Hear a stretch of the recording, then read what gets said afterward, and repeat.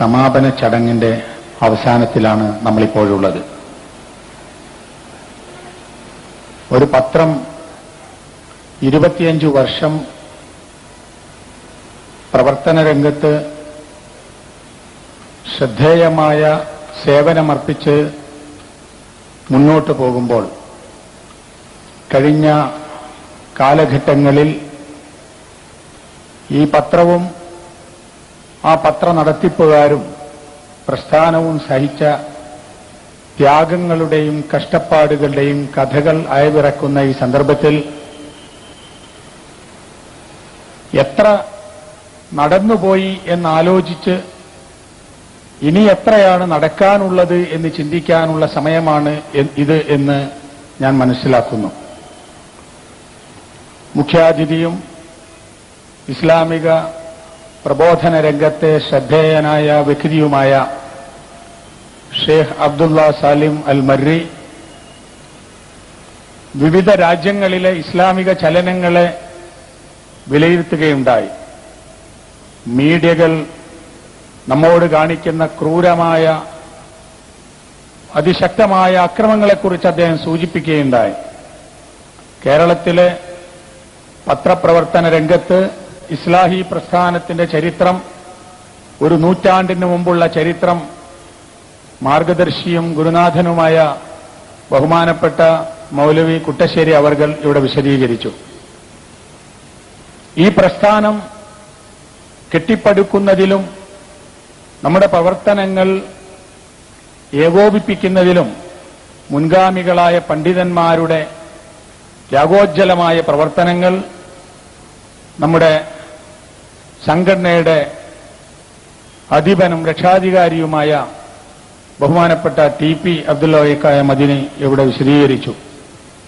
ആദർശത്തിന്റെ അടിത്തറയും വിശ്വാസത്തിന്റെ പവിത്രതയുമാണ് നമ്മെ നാമാക്കി തീർക്കുന്നത് എന്ന് ജമിയത്തുൽ ഉലമ സെക്രട്ടറി ബഹുമാനപ്പെട്ട ഉമർ സുല്ലമി ഇവിടെ നമ്മോട് പറയുകയുണ്ടായി.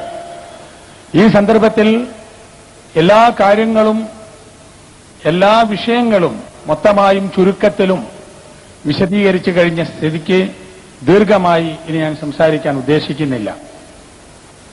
ഞാൻ എന്റെ സന്തോഷം അറിയിക്കുകയാണ്. 25 വർഷക്കാലം ശബാബ് നടന്നതിൽ, അതിപ്പോഴും നടക്കുന്നതിൽ ഒരുപാട് ആളുകളുടെ പ്രവർത്തനങ്ങളും പ്രാർത്ഥനകളും സഹായങ്ങളും ഉണ്ടായിട്ടുണ്ട്. ശബാബിന്റെ 25 വർഷത്തിൽ 12 വർഷക്കാലം അതിന്റെ പ്രയാസങ്ങളും പ്രതിസന്ധികളും ഗുണങ്ങളും ദോഷങ്ങളും ഒക്കെ ഏറ്റെടുക്കേണ്ടി വന്നത് അതിന്റെ മാനേജിംഗ് ഡയറക്ടർ പദവിയിൽ ഉണ്ടാവുക ISM പ്രസിഡന്റ് ആയിരിക്കും എന്ന നിലക്ക് ഈ ഉള്ളവനായിരുന്നു. ഞാൻ ISMന്റെ പ്രസിഡന്റ് പദം ഏറ്റെടുത്തിട്ടുള്ളത് ബഹുമാനപ്പെട്ട ഇന്നത്തെ നമ്മുടെ പ്രസിഡന്റ് TP അബ്ദുള്ളക്കായ മദനിയുടെ നേതൃത്വത്തിൽ നിന്നാണ്. അന്ന് അദ്ദേഹം പ്രസിഡന്റായിരുന്ന സന്ദർഭത്തിൽ സംഘടനയുടെ ജനറൽ സെക്രട്ടറി ബഹുമാനപ്പെട്ട കുഞ്ഞു മുഹമ്മദ് പറപ്പൂർ അവർകളായിരുന്നു. ഈ രണ്ട് വ്യക്തിത്വങ്ങളെ നേരെ മുമ്പിൽ കണ്ടുകൊണ്ടാണ് സംഘടനയിലേക്ക് എന്നെപ്പോലുള്ള ആളുകൾ കടന്നു വന്നത്. ചലിക്കുന്ന യുവത്വം എന്നതിന്റെ പ്രതീകമായിരുന്നു ഈ ആളുകൾ. അതിശക്തമായ പ്രതിസന്ധികളെ നേരിട്ട് നമ്മുടെ പണ്ഡിതന്മാർക്ക് താങ്ങും തണലുമേകാൻ അന്ന് TPയുടെയും പറപ്പൂരിന്റെയും ഒക്കെ നേതൃത്വത്തിലുണ്ടായിരുന്ന ആ വൻ സംഘം വലിയ സേവനം നൽകിയത് ഇപ്പുറത്ത് നിന്ന് നോക്കിക്കാണുന്ന ഒരു വിദ്യാർത്ഥിയായിരുന്നു ഞാനും എന്റെ കൂടെ കടന്നു വന്ന ആളുകളുമൊക്കെ. അത് നമ്മുടെ മുമ്പിൽ കാണുന്ന അനുഭവം വളരെ പ്രയാസമുള്ള കാലം. അന്ന് പറഞ്ഞു കേട്ടിട്ടുണ്ട് TPയെ പോലുള്ള ആളുകൾ, അന്ന് അരീക്കോട് സലാം മാഷെ പോലുള്ള ആളുകൾ, അതുപോലെ ആ കാലത്ത് പത്രത്തിന്റെ മുൻനിരയിലുണ്ടായിരുന്ന മുഹമ്മദ് മദനിയെ പോലെ ആളുകൾ, KK സുല്ലമിയെ പോലുള്ള ആളുകളൊക്കെ ഓരോ മീറ്റിംഗും കൂടുന്ന സന്ദർഭത്തിൽ സ്വന്തം പോക്കറ്റിൽ നിന്ന് പണമെടുത്ത് അടുത്ത ഇഷ്യൂ ഇറക്കാൻ വേണ്ടി ആലോചിച്ചിരുന്നു എന്ന്. അതാണ് ത്യാഗത്തിന്റെ കഥ. ആ ത്യാഗോജ്ജലമായ പ്രവർത്തനം ശക്തമായി നിലനിന്നപ്പോൾ നമുക്ക് പുതിയ പാതകൾ, പുതിയ വെളിച്ചം, പുതിയ വഴിത്താരകൾ ഉണ്ടായി.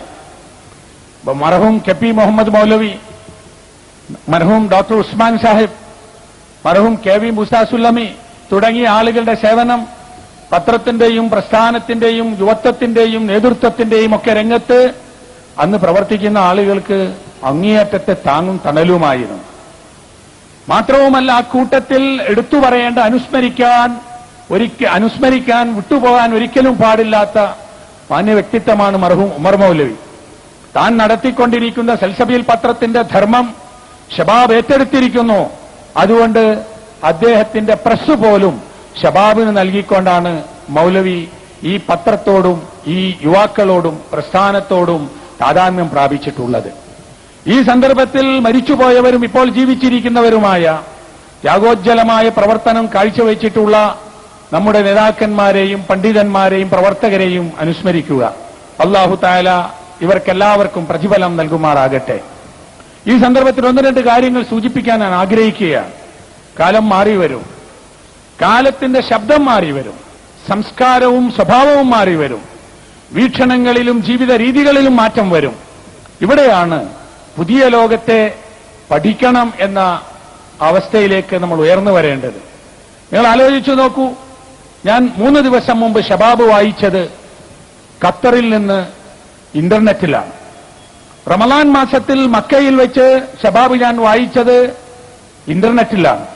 കേരളത്തിൽ പത്രപ്രവർത്തന രംഗത്ത്, ഇസ്ലാമിക പത്രപ്രവർത്തന രംഗത്ത് ഒരു വലിയ കുതിച്ചുചാട്ടം ഷബാബിലൂടെ സാധിച്ചത് യഥാർത്ഥത്തിൽ ഷബാബിന്റെ നടത്തിപ്പുകാർ ഉൾക്കൊണ്ടിട്ടുള്ള പുരോഗമന വീക്ഷണമാകുന്നു എന്ന കാര്യത്തിൽ യാതൊരു സംശയവുമില്ല.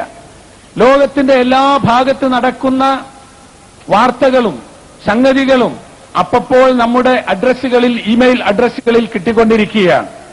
ഇതാണ് ഫിഖ്ഹുൽ വാഖിഅ എന്ന് പറയുന്നത്, യാഥാർത്ഥ്യബോധം എന്ന് പറയുന്നത്. ഈ യാഥാർത്ഥ്യബോധം ഉൾക്കൊണ്ടുകൊണ്ട് മുന്നോട്ട് നീങ്ങുമ്പോൾ നമ്മുടെ നാട്ടിലുണ്ടായ മാറ്റങ്ങളെ നമുക്ക് മറക്കാൻ സാധ്യമല്ല. ലാ ഇലാഹ ഇല്ലല്ലാഹ് എന്ന കലിമത്തു തൗഹീദിന്റെ സംസ്ഥാപനം, കലിമത്തു തൗഹീദിന്റെ പ്രചാരണം, ആ കലിമത്തു തൗഹീദിന് വേണ്ടി ജീവിക്കുവാനും മരിക്കുവാനുമുള്ള പ്രചോദനം, അതാണ് മുജാഹിദ് പ്രസ്ഥാനത്തിന്റെ ശക്തിയും അതിന്റെ അടിത്തറയും. ഇന്ന് കലിമത്തു തൗഹീദിനെതിരിൽ വരുന്ന വെല്ലുവിളികൾ ഏറെയാണ്. നമ്മുടെ നാട്ടിൽ തൗഹീദിൽ നിന്ന് വ്യതിചലിച്ച ഒട്ടേറെ ആളുകളുണ്ട്. ദൈവനിഷേധികൾ ഒരു ഭാഗത്ത് ഒരു ഫിലോസഫിയായി അവതരിപ്പിക്കുകയാണ്. മതവും ദൈവവും ഒന്നും ആവശ്യമില്ല എന്നതിന് പണ്ട് ഉണ്ടായിരുന്നതിനേറെ തത്വങ്ങളും വീക്ഷണങ്ങളും അവതരിപ്പിച്ചുകൊണ്ട് വിശ്വാസമുള്ള സമൂഹങ്ങളെ വഴിതെറ്റിക്കാൻ ഒരുപാട് കേന്ദ്രങ്ങൾ ഇന്നുണ്ട്. വിശ്വാസികളിൽ തന്നെ വിശ്വാസത്തെ മലീമസമാക്കുന്ന അവസ്ഥകൾ ഏറെയുണ്ട്. ജീവിച്ചിരിക്കുന്നതും മരിച്ചതുമായ ദൈവങ്ങളെ സൃഷ്ടിച്ച് മനുഷ്യനും ദൈവത്തിനുമിടയിൽ ഇടത്തട്ടു കേന്ദ്രങ്ങൾ ഉണ്ടാക്കുന്ന ചൂഷണ കേന്ദ്രങ്ങൾ എല്ലാ വിഭാഗങ്ങളിലും നമുക്ക് കാണാൻ സാധിക്കും. മുസ്ലിങ്ങളിലും ഹിന്ദുക്കളും ക്രിസ്ത്യാനികളിലും ഇതര മതവിഭാഗങ്ങളിലും മതം ജീർണതയുടെ മുഖമണിയുകയും എല്ലാ ജീർണതകളും മതത്തിന്റെ പരിവേഷമണിയുകയും ചെയ്യുന്ന ഒരവസ്ഥയാണുള്ളത്. പലപ്പോഴും ശാസ്ത്രബോധമുള്ളവർക്കും നിയമപാലകന്മാർക്കും പോലും ഒന്നും ചെയ്യാൻ കഴിയാത്ത വിധത്തിൽ അതിവൃത്തികെട്ട പല സംസ്കാരങ്ങളും സമ്പ്രദായങ്ങളും മതത്തിന്റെ പേരിൽ നിലനിൽക്കുകയാണ്. ഇതിന് നേതൃത്വം നൽകുന്ന ഒട്ടേറെ ആളുകൾ പുരോഹിതന്മാരാണ്. അവർ സംസാരിക്കുന്നത് ദൈവത്തിന്റെ പേരിലാണ്. അവർക്ക് പറയാനുള്ളത് മതഗ്രന്ഥങ്ങളെക്കുറിച്ചാണ്. അതുകൊണ്ടാണ് സതി പോലുള്ള ക്രൂരമായ വിനോദങ്ങൾ മതമായി നിലനിൽക്കുന്നത്. അതുകൊണ്ടാണ് പൂർണ്ണ നഗ്നരായിക്കൊണ്ട് ധ്യാനം ചെയ്യുന്ന ആളുകൾക്ക് സർക്കാരിന്റെ സംരക്ഷണമുള്ള അംഗീകാരവും സഹായവും ഉണ്ടായിക്കൊണ്ടിരിക്കുന്നത്. അതുകൊണ്ടാണ് പലപ്പോഴും ആളുകൾ സിദ്ധന്മാരുടെയും ദിവ്യന്മാരുടെയും അതുപോലെ ഇടത്തട്ട് കേന്ദ്രങ്ങളുടെയും പശ്ചാത്തലത്തിൽ ജീവിതം അവസാനിപ്പിക്കുന്നത്. കഞ്ചാവ് അടിച്ച് രാവും പകലും അറിയാതെ ജീവിതത്തെക്കുറിച്ച് ഒരു ലക്ഷ്യവുമില്ലാതെ നടക്കുന്നവൻ സിദ്ധനും ഭക്തനും ദിവ്യനുമായി അംഗീകരിക്കപ്പെടുന്നത് മതമേത്, മതത്തിന്റെ പേരിലുള്ള ജീർണതയേത്?